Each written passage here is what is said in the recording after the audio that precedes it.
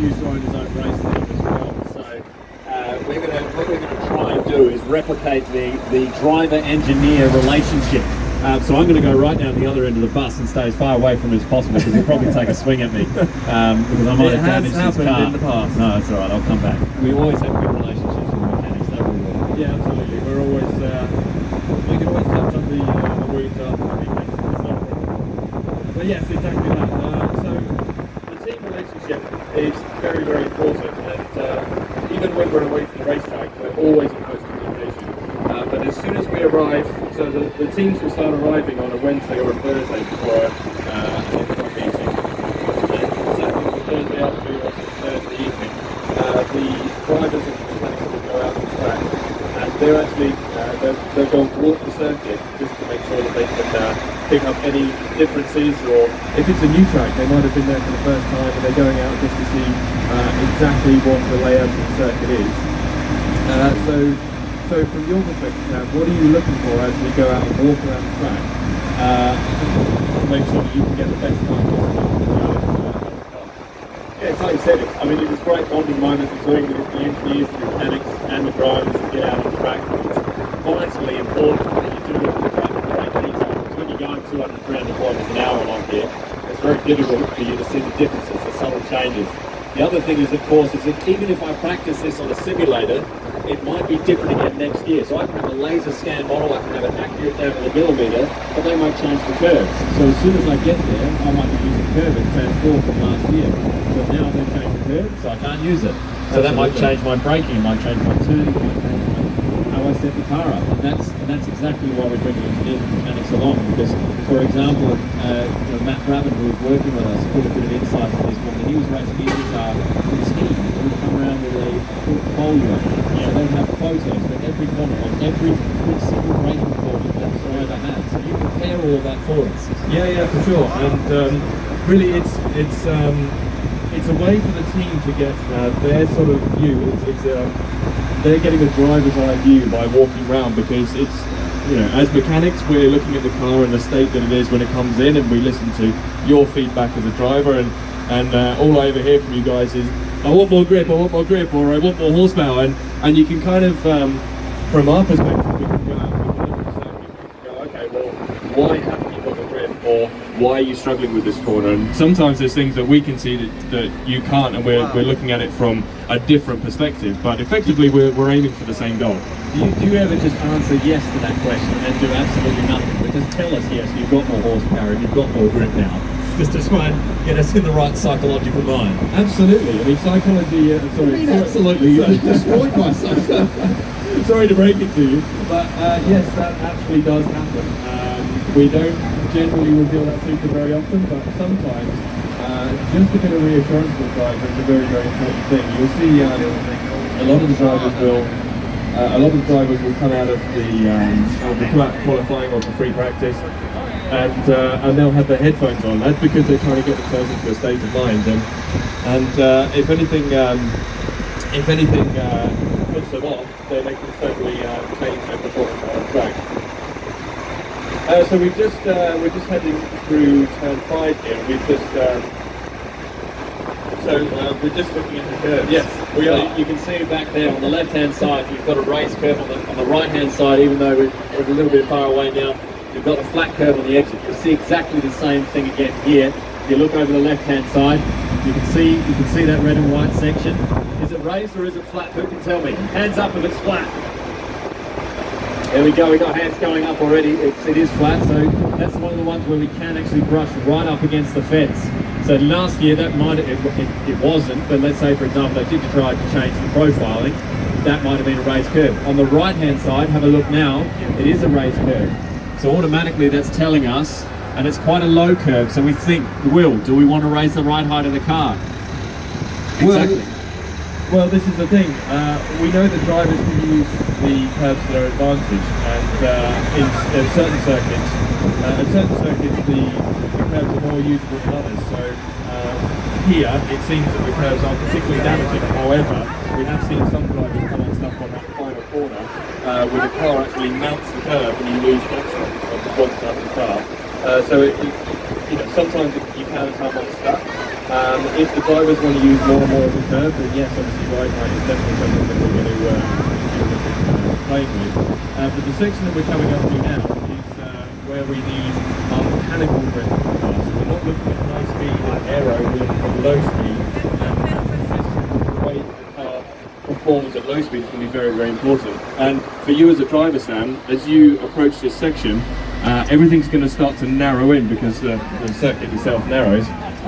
What's different from your perspective?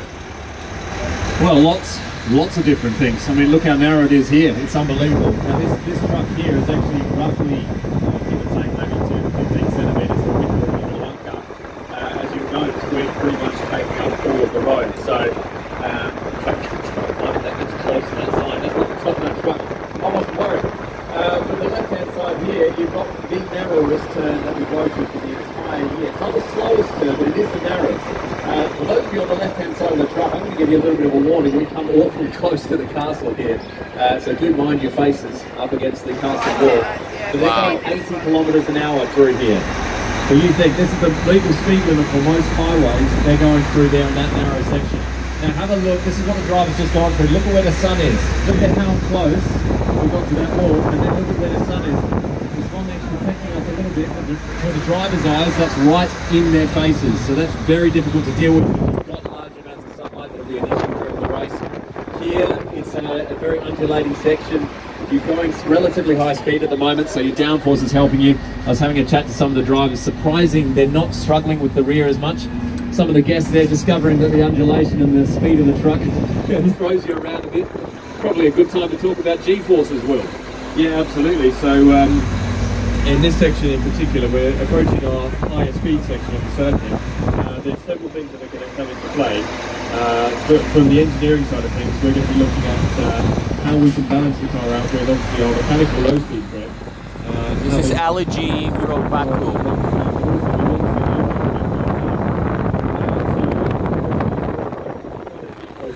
Coming through your neck effectively, because you only think you've got something. Yeah, I mean, at the moment, that's probably one of the bigger challenges that we have with engineering and mechanically as well. The wind affects these cars enormously.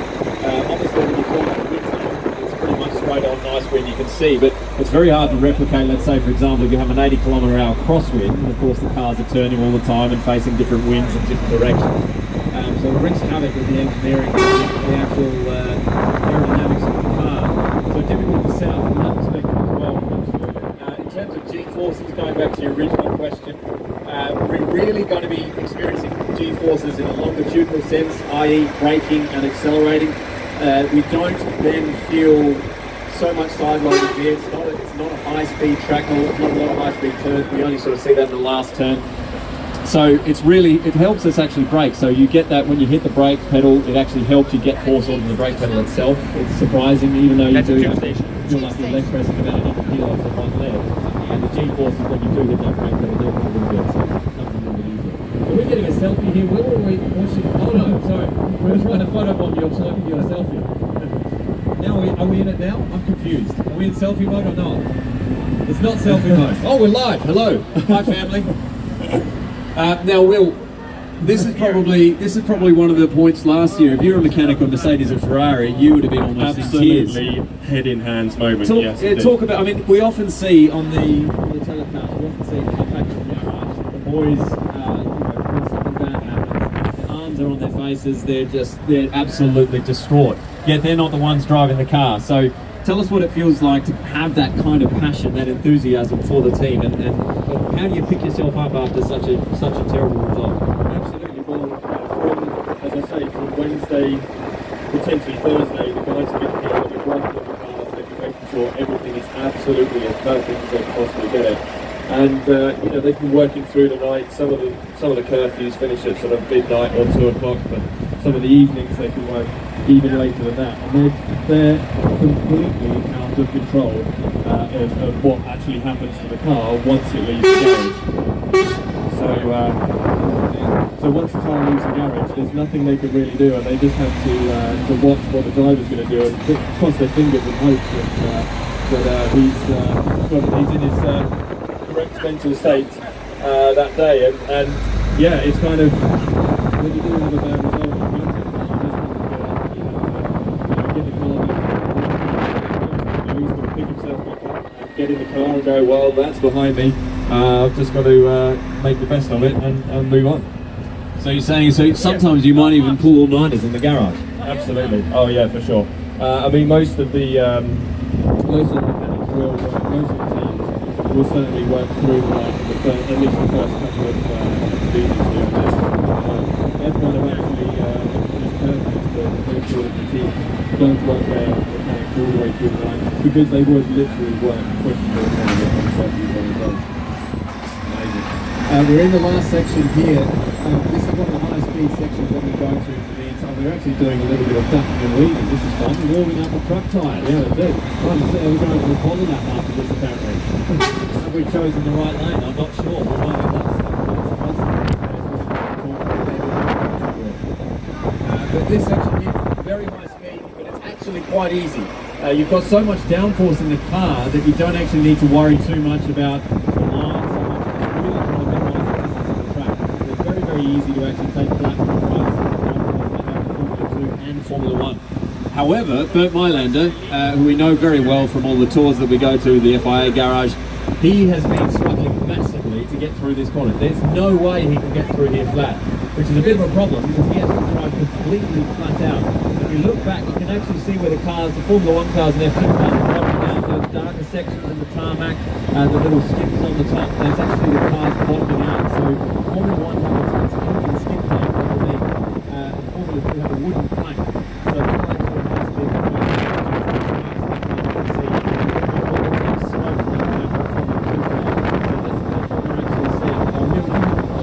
all the time, and it's probably one of the more annoying jobs because it means you have to take the whole floor of the car off to have a look. Yeah, absolutely. And how many bolts is that?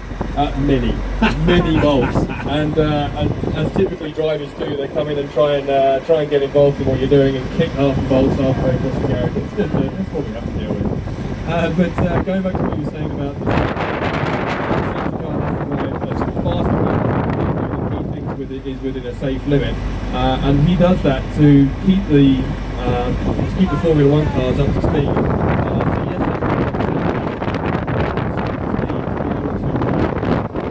To keep their tyres warm. So they're actually going to be, you'll see them weaving up and braking heavily and accelerating hard while they're behind the safety car because they're trying to keep the temperature up with their tyres. These Pirelli tyres have quite a narrow operating window of around about 30 degrees. And if you drop out of that window, or if you go above it, then actually the tyre performance drops off. So that can occur if you're pushing the car too hard. Well, so if you feel that you're pushing the car too hard and your tyres are overheating, is there anything that you can do to bring the tyres back to you? Yeah, blame you. Thanks. No, I'm kidding. Of course there is. I mean, it depends on what sensation you're feeling. Are you losing the fronts, or are you losing the rears? And then from that, it tells you how to handle the car. If I'm losing the fronts, then I'm really going to start thinking about brake techniques. I'm going to start thinking about maybe how I turn the car in. If I'm thinking about the rears, that's all to do with the throttle. So it's really easy to activate the rears. You've got 1,000 horsepower, you've got massive rear tyres, all the way to the back of the Formula 1 car. You really struggle to actually get weight over the front. In fact, they lead the car down, don't they, in the front to try and get that weight distribution correct. So it's more to do with the fronts, and what you'll actually see as well, particularly this year, they'll struggle to switch those front tyres on, particularly here as well. So don't forget, tyres cool, ladies and gentlemen. They actually get really cold the longer you don't have a straight. Which is how that we see in Formula 1. It's 2.1 kilometres from the last corner to down here. So when you're doing 2.1 kilometres with open wheel race cars at 300 kilometres an hour, your tyres actually go from operating at temperature around about 100 degrees Celsius right down to about 75 very, very easily. So it's just getting cooled by the air as a sort of production. So it's one of those things that when you come to this brake, it'll be incredibly hard and you have to be precise and accurate. That's exactly why you've seen so many knockouts, because your brakes are getting cold, your tyres are getting cold, and it's really just the worst occasion you can have as a driver. Absolutely, and that's why we saw just after the safety car restart in the Formula 2 category race, we saw a lot of the front runners actually run wide in this corner. And we've seen, I don't know if any of you have been on our support category course, we've seen that the teams have been sign up. Yeah, absolutely. Yeah, really good. So we've seen that the teams have been reducing team have got their breakdowns, and that's to try and